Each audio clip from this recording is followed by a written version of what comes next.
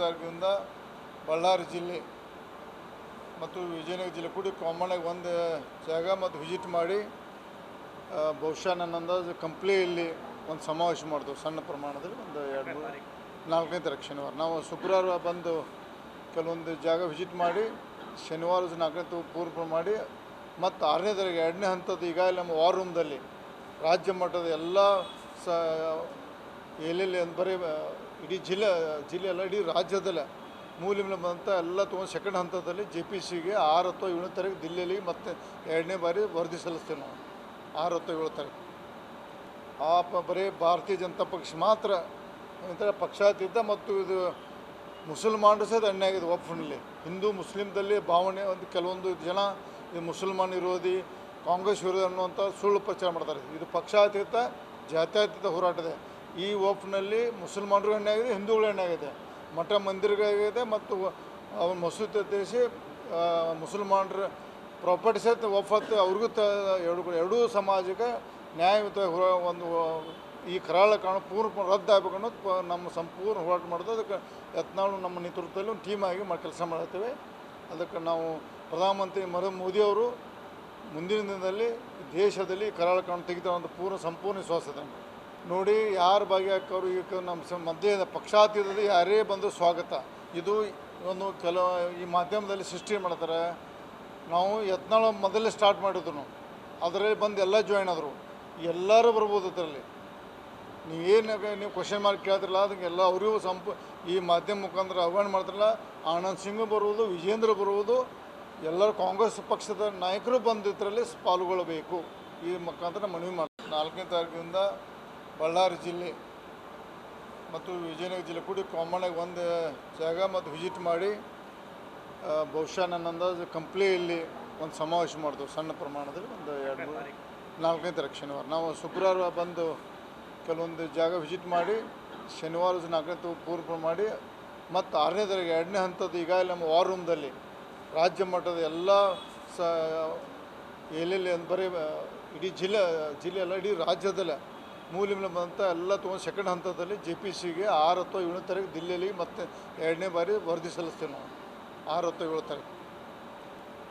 ಬರೀ ಭಾರತೀಯ ಜನತಾ ಪಕ್ಷ ಮಾತ್ರ ಒಂಥರ ಪಕ್ಷಾತೀತ ಮತ್ತು ಇದು ಮುಸಲ್ಮಾನರು ಸಹ ಅನ್ಯಾಯ ಆಗಿದೆ. ವಕ್ಫ್ನಲ್ಲಿ ಹಿಂದೂ ಮುಸ್ಲಿಮ್ದಲ್ಲಿ ಭಾವನೆ ಒಂದು ಕೆಲವೊಂದು ಜನ ಇದು ಮುಸಲ್ಮಾನ್ ವಿರೋಧಿ ಕಾಂಗ್ರೆಸ್ ವಿರೋಧಿ ಅನ್ನುವಂಥ ಸುಳ್ಳು ಪ್ರಚಾರ ಮಾಡ್ತಾರೆ. ಇದು ಪಕ್ಷಾತೀತ ಜಾತ್ಯತೀತ ಹೋರಾಟದೆ.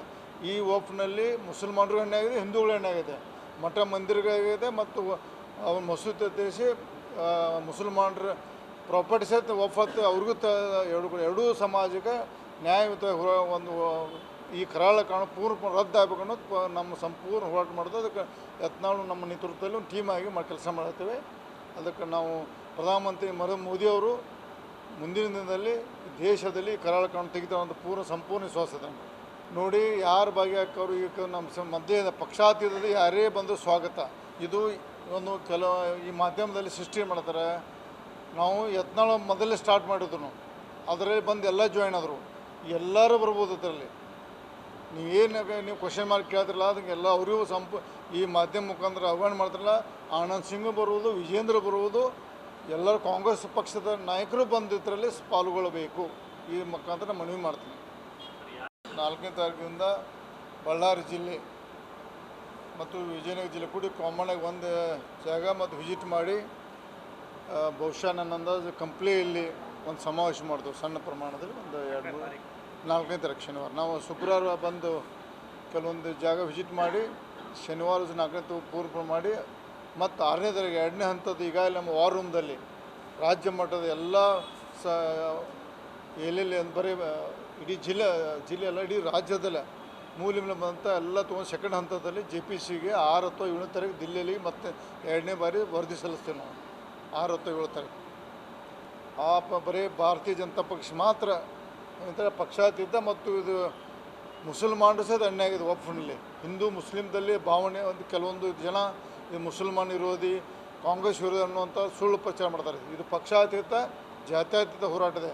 ಈ ವಕ್ಫ್ನಲ್ಲಿ ಮುಸಲ್ಮಾನರು ಅನ್ಯಾಯ ಆಗಿದೆ, ಹಿಂದೂಗಳು ಅನ್ಯಾಯ ಆಗಿದೆ, ಮಠ ಮಂದಿರಗಳಾಗಿದೆ ಮತ್ತು ಮಸೂದೆ ದೇಶಿ ಮುಸಲ್ಮಾನರ ಪ್ರಾಪರ್ಟಿ ಸಹಿತ ವಫತ್ತು ಅವ್ರಿಗೂ ಎರಡೂ ಸಮಾಜಕ್ಕೆ ನ್ಯಾಯಯುತ ಒಂದು ಈ ಕರಾಳ ಕಾನೂನು ಪೂರ್ಣ ರದ್ದಾಗಬೇಕು ಅನ್ನೋದು ನಮ್ಮ ಸಂಪೂರ್ಣ ಹೋರಾಟ ಮಾಡೋದು. ಅದಕ್ಕೆ ಯತ್ನಾಳು ನಮ್ಮ ನೇತೃತ್ವದಲ್ಲಿ ಒಂದು ಟೀಮ್ ಆಗಿ ಕೆಲಸ ಮಾಡ್ತೇವೆ.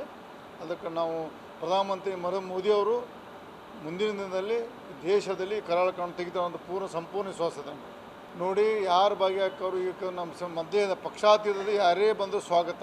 ಇದು ಒಂದು ಈ ಮಾಧ್ಯಮದಲ್ಲಿ ಸೃಷ್ಟಿ ಮಾಡ್ತಾರೆ. ನಾವು ಯತ್ನಾಳ ಮೊದಲೇ ಸ್ಟಾರ್ಟ್ ಮಾಡಿದ್ರು, ಅದರಲ್ಲಿ ಬಂದು ಎಲ್ಲ ಜಾಯ್ನ್ ಆದರು. ಎಲ್ಲರೂ ಬರ್ಬೋದು ಅದರಲ್ಲಿ. ನೀವು ಕ್ವಶನ್ ಮಾರ್ಕ್ ಕೇಳ್ತಿರಲ್ಲ, ಅದಕ್ಕೆಲ್ಲ ಅವರಿಗೂ ಈ ಮಾಧ್ಯಮ ಮುಖಾಂತರ ಆಹ್ವಾನ ಮಾಡ್ತಾರಲ್ಲ. ಆನಂದ್ ಸಿಂಗ್ ಬರುವುದು, ವಿಜೇಂದ್ರ ಬರುವುದು, ಎಲ್ಲರೂ ಕಾಂಗ್ರೆಸ್ ಪಕ್ಷದ ನಾಯಕರು ಬಂದು ಇದರಲ್ಲಿ ಪಾಲ್ಗೊಳ್ಳಬೇಕು. ಈ ಮುಖಾಂತರ ಮನವಿ ಮಾಡ್ತೀನಿ. 4ನೇ ತಾರೀಕಿನಿಂದ ಬಳ್ಳಾರಿ ಜಿಲ್ಲೆ ಮತ್ತು ವಿಜಯನಗರ ಜಿಲ್ಲೆ ಕೂಡಿ ಕಾಮನ್ನಾಗಿ ಒಂದು ಜಾಗ ಮತ್ತು ವಿಸಿಟ್ ಮಾಡಿ ಬಹುಶಃ ನನ್ನ ಅಂದಾಜು ಕಂಪ್ಲಿಯಲ್ಲಿ ಒಂದು ಸಮಾವೇಶ ಮಾಡ್ತೇವೆ ಸಣ್ಣ ಪ್ರಮಾಣದಲ್ಲಿ. ಒಂದು 4ನೇ ತಾರೀಕು ಶನಿವಾರ ನಾವು ಶುಕ್ರವಾರ ಬಂದು ಕೆಲವೊಂದು ಜಾಗ ವಿಸಿಟ್ ಮಾಡಿ ಶನಿವಾರ 4ನೇ ಪೂರ್ವ ಮಾಡಿ ಮತ್ತು 6ನೇ ತಾರೀಕು 2ನೇ ಹಂತದ ಈಗಾಗಲೇ ನಮ್ಮ ವಾರ್ ರೂಮ್ದಲ್ಲಿ ರಾಜ್ಯ ಮಟ್ಟದ ಎಲ್ಲ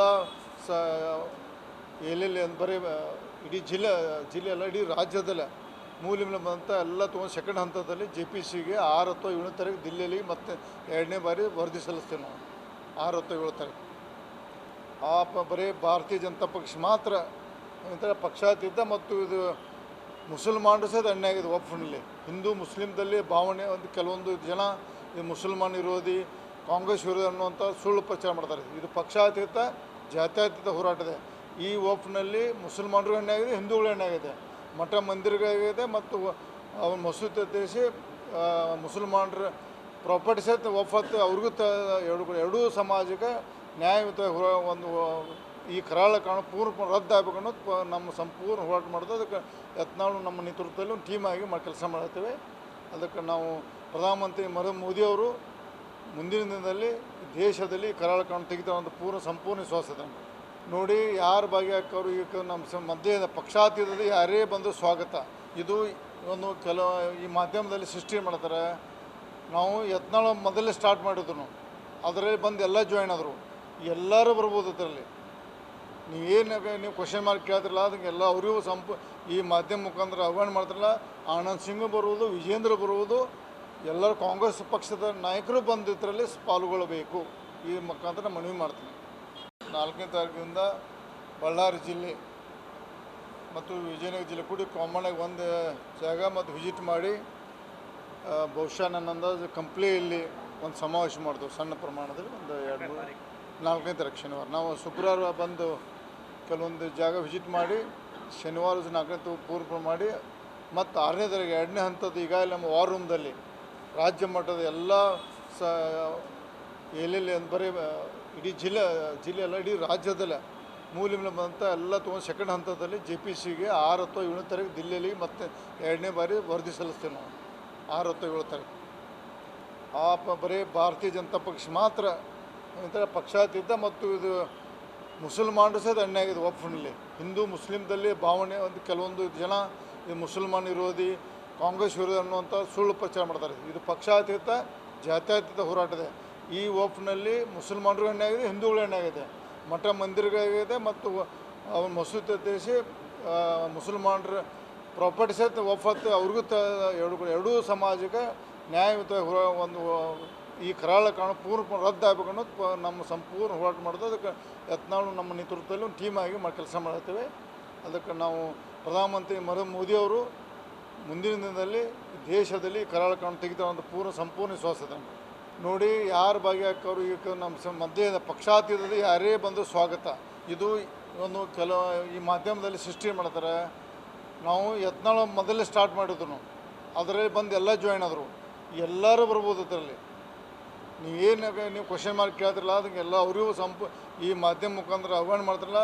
ಆನಂದ್ ಸಿಂಗ್ ಬರುವುದು, ವಿಜೇಂದ್ರ ಬರುವುದು, ಎಲ್ಲರೂ ಕಾಂಗ್ರೆಸ್ ಪಕ್ಷದ ನಾಯಕರು ಬಂದು ಇದರಲ್ಲಿ ಪಾಲ್ಗೊಳ್ಳಬೇಕು. ಈ ಮುಖಾಂತರ ಮನವಿ